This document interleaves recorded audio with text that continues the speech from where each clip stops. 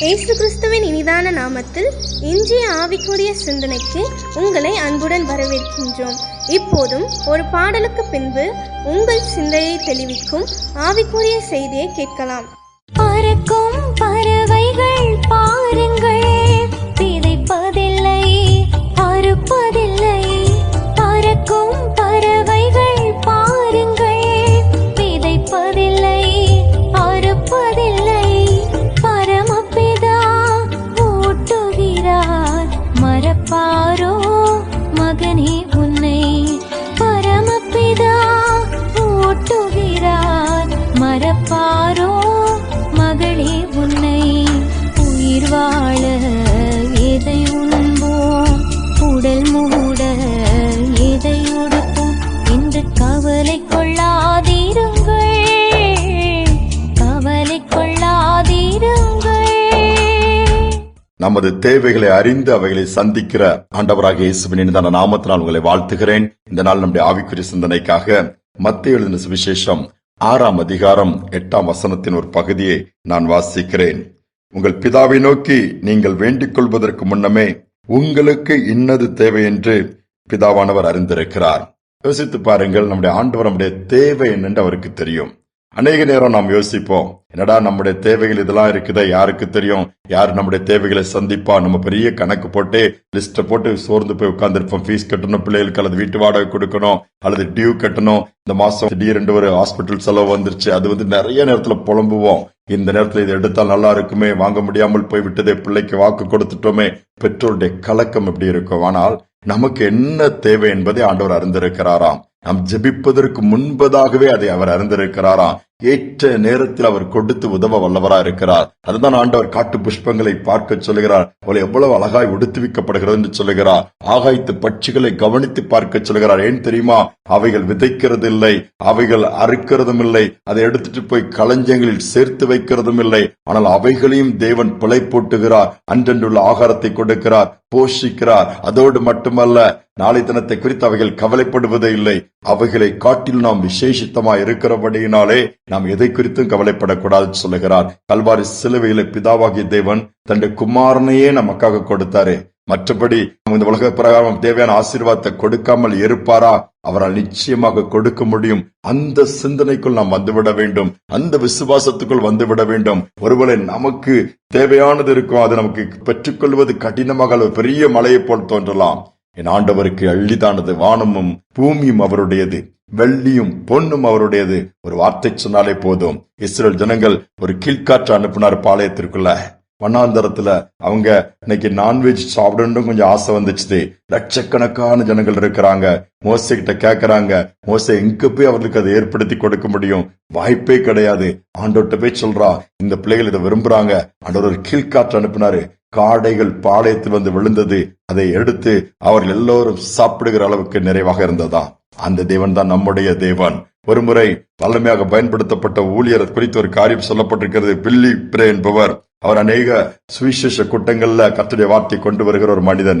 கர்த்தரையே அவர் சார்ந்திருக்கிறவர். ஒவ்வொரு நாளும் ஆண்டவர் தான் அவரை நடத்துவார். அவருக்கு வேண்டிய ஆகாரங்களா இருக்கலாம், ஆடைகளா இருக்கலாம், எந்த காரியங்களாலும் கர்த்தரிடத்தில் தான் அவர் பெற்றுக்கொள்ள வேண்டிய. யார் மூலமாவது கர்த்தர் கிரியை செய்வார், இதுதான் நடக்கும். ஒரு நாள் அவர் பிரசங்கித்துக் கொண்டிருக்க ஒரு கூட்டத்துல அவர் கொஞ்சம் பழைய டிரெஸ் போட்டிருக்காரு. ஏன்னா அவருக்கு இருக்கிறது அதுதான், வேற எந்த வருமானமும் கிடையாது. ஒரு பாரத்தோடு ஒவ்வொரு இடமாய் போய் ஊழியத்தை செய்து கொண்டே இருக்கிறார். அப்பொழுது கூட்டத்திலிருந்து ஒரு விதவை தாய்க்கு ஒரு சின்ன வருத்தம். எப்படின்னா, ஆண்டோடைய ஊழியத்தை செய்யற மனுஷன் ட்ரெஸ் கொஞ்சம் நல்லா புதுசா இருந்தா கூட நல்லா இருக்கும்னு சொல்லிட்டு இந்த கூட்டம் முடிஞ்ச உடனே, ஐயா நான் ஒன்னு கேட்பேன், நீங்க வருத்தப்படக்கூடாதுன்னு சொல்லும் பொழுது, என்னன்னு சொல்லி போய் கேட்கும் பொழுது, என்னுடைய ஹஸ்பண்ட் இறந்து போயிட்டாங்க, அது நாட்களும் ஆயிடுச்சு, ஆனா அவருக்குரிய சில நல்ல ட்ரெஸ் அப்படியே வச்சது இருக்குது, உங்களுக்கு எதுவும் கஷ்டம் இல்லைன்னா அதை நான் கொடுக்கறேன், நீங்க போட்டுக்கலாமா, உங்களுக்கு அது சரியா இருக்குமான்னு சொல்லி அவர் கேட்கறாங்க.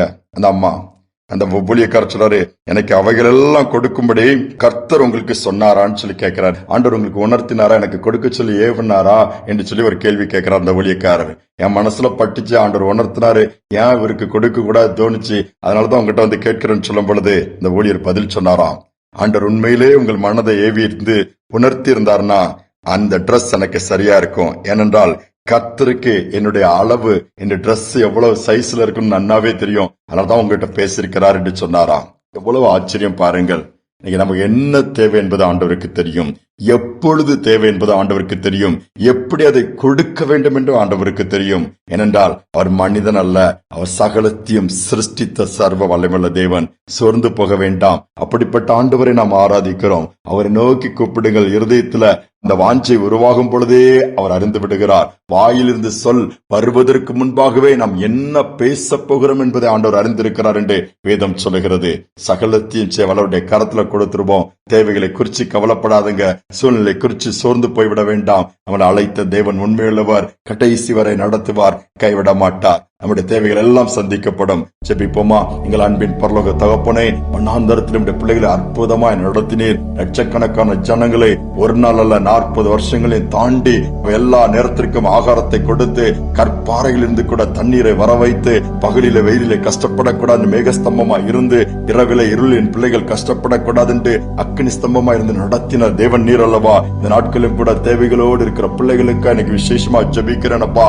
என்னென்ன இடங்களில் தேவைகள் இருக்கிறதோ, எந்தெந்த காரியங்களை செய்ய முடியவில்லையோ, வருமானம் நின்றிருக்கலாம், வருமானம் போதுமானதாக இல்லாமல் இருக்கலாம், படிப்பு காரியங்களாக இருக்கலாம், கடன் பிரச்சனை என்று வெளிவர முடியல என்று அங்கலாய்ப்புகள் இருக்கலாம், அடுத்து சரியான வேலைகள் என்று சொல்லி வேதனையோடு கூட இருக்கலாம். எதுவாக இருந்தாலும் தேவைகளை சந்தித்து என் ஆண்டவர் அற்புதங்களை செய்து நடத்துவீராக. இன்று நீ ஜீவனுள்ள தேவனாய் இருப்பீர் என்பதை ஒவ்வொரு குடும்ப வாழ்க்கையிலும் பார்க்கட்டும், அனுபவிக்கட்டும். இந்த வாக்கியத்தை ஒவ்வொருக்கும் கொடுப்பதற்காக நன்றி தாழ்த்தி ஒப்புக் கொடுக்கிறேன். துதி கனமை மமக்கு செலுத்துகிறேன். இயேசுவின் நாமத்தில் வேண்டிக் கொள்கிற நல்ல பிதாவே, ஆமேன், ஆமேன். நம்முடைய தேவை என்னதென்று கர்த்தர் அறிந்திருக்கிறார்.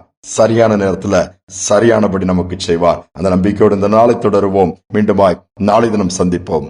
வானத்து பறவையை பாருங்கள், அவை விதைப்பதும் இல்லை, அறுப்பதும் இல்லை, சேர்த்து வைப்பதும் இல்லை. வானத்து பறவையை பாருங்கள், அவை விதைப்பதும் இல்லை, அறுப்பதும் இல்லை, சேர்த்து வைப்பதும் இல்லை. கர்த்தர் காக்கின்றார், கர்த்தர் காக்கின்றார். கர்த்தரை நம்பிடுங்கள், அவர் கைவிடவே